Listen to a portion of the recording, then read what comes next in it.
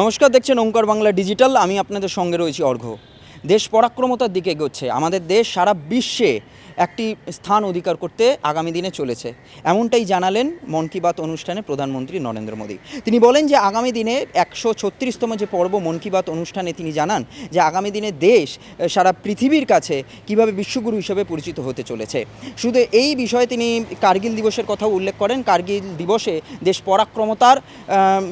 পরাক্রমতার একটি উদাহরণ স্থাপন করেছে। অটল বিহারী বাজপেয়ীর তিনিকে স্মরণ করেন, যে তৎকালীন প্রধানমন্ত্রী ছিলেন। কার্গিল যুদ্ধের সময় ভারত এবং পাকিস্তানের ভারতের সৈন্যদের তিনি অত্যন্ত শ্রদ্ধা হিসেবে জানান যে দেশ তাদের জন্য গর্বিত, সকল দেশের মানুষেরা তাদের জন্য গর্বিত। কেবলমাত্র কার্গিল যুদ্ধ নয়, তিনি জানান যে দেশ কিভাবে সূর্য বিদ্যুৎ প্রকল্প থেকে শুরু করে বৃষ্টির জল সংরক্ষণ থেকে শুরু করে নানান ধরনের কাজে সারা বিশ্বের সঙ্গে কিভাবে পরিচিত হতে চলেছে। আগামী সকল খবরের আপডেট পেতে চোখ রাখুন ওঙ্কার বাংলা ডিজিটালে।